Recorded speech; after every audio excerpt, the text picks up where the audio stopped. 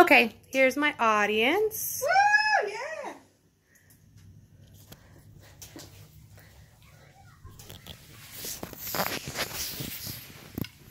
Good evening, my name is Alicia Martz, and today I'm here to discuss with you what it means to be in good health and how that's going to benefit you. So there's a lot of different concepts of what good health is. So with a show of your hands, who has a general idea of what good health is? Awesome. Who made a New Year's resolution this year? All right. Who is sticking to their New Year's resolution still?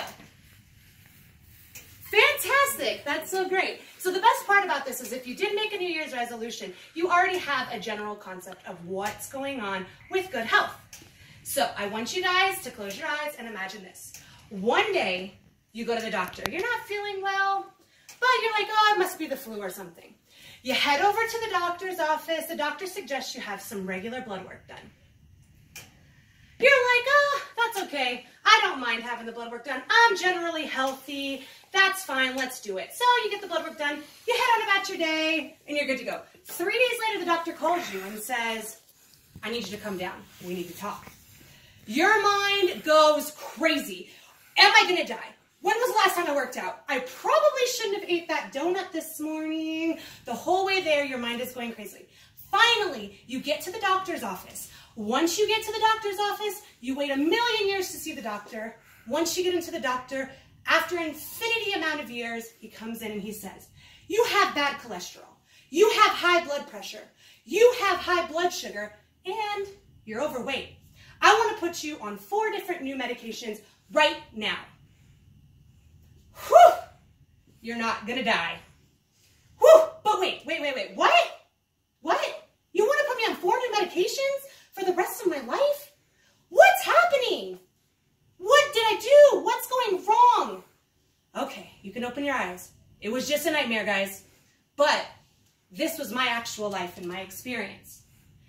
And you guys do not want to end up where I was. So the best way to stay out of this horrible situation is by being in good health.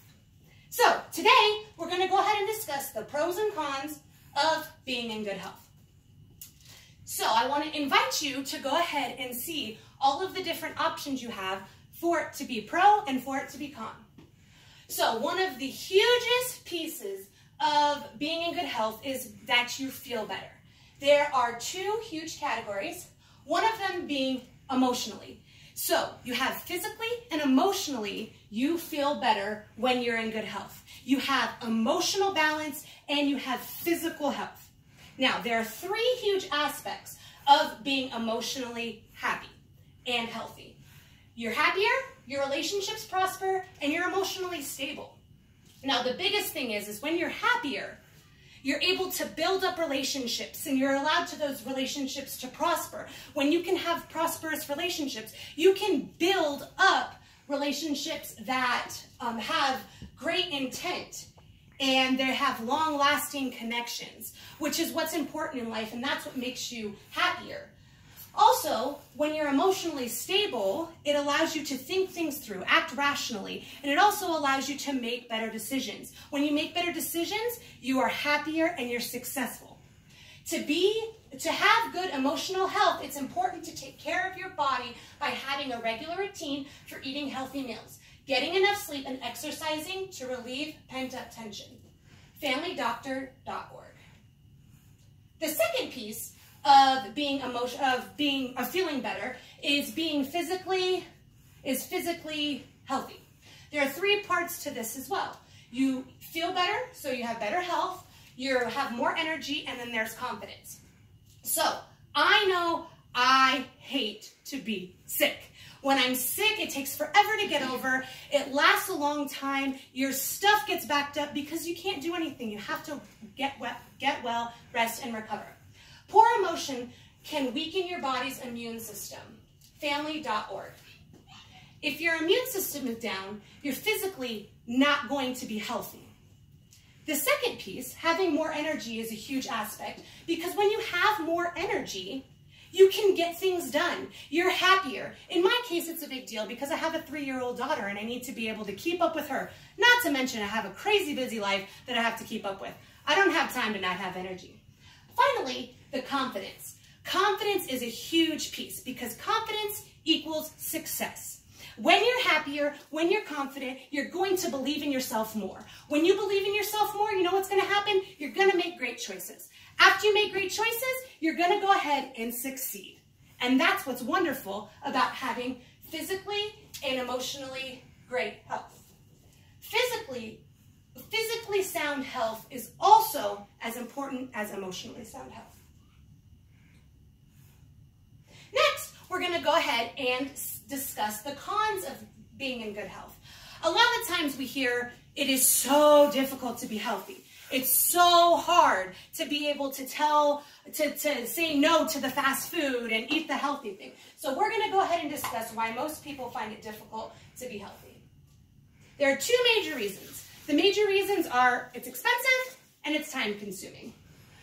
With it being expensive, the three categories we have are that you have to pay for money for healthy eating, and then you have to exercise. So the biggest thing we'll start out with here is what it costs to eat healthy. We're going to go ahead and evaluate how expensive it is for a healthy food versus a non-healthy food. So at Walmart right now, you can go to Walmart and you can buy a 12-pack box of ramen noodles. That is 12 meals for under $8.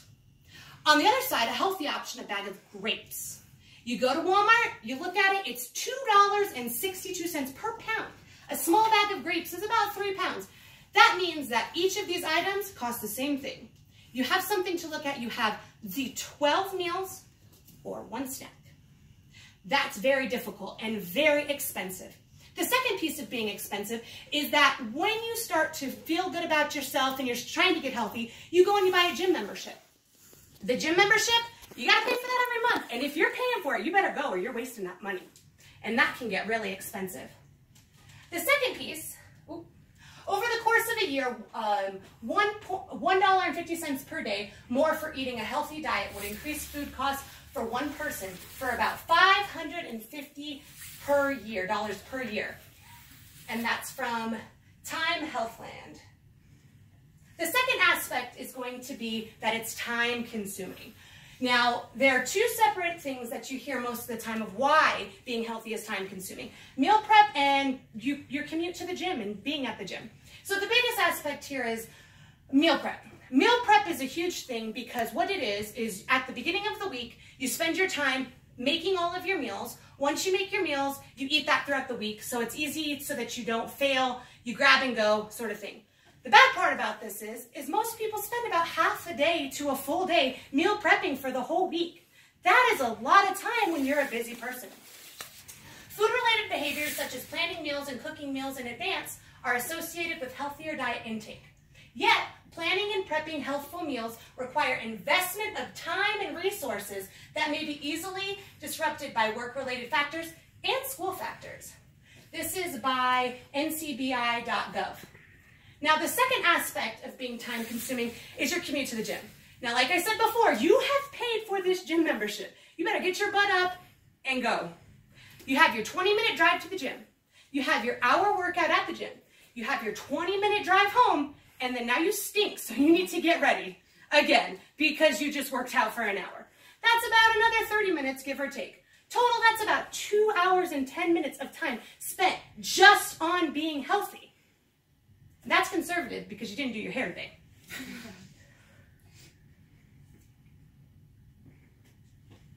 All right, so now that we've discussed the pros and cons of being in good health, I'd like to open up the floor and ask your opinion about how you feel about being in good health.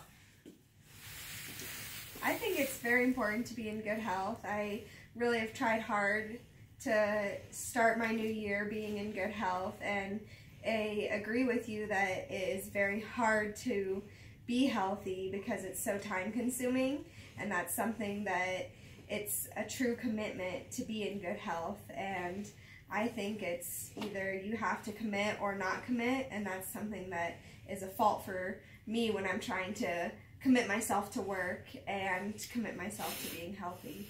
Definitely, yeah, I agree. Anybody else? Yeah, it's been hard for me to decide to get healthy. You know, it took, you know, I've never been an exerciser, good health eater at all, until I, you know, started going to the gym and all of that. It's been difficult because of the time. Okay. That's the biggest thing. I'm busy with school and work. But there's a huge benefit to it because you feel better and you eat better, so. Absolutely, those are both absolutely great points.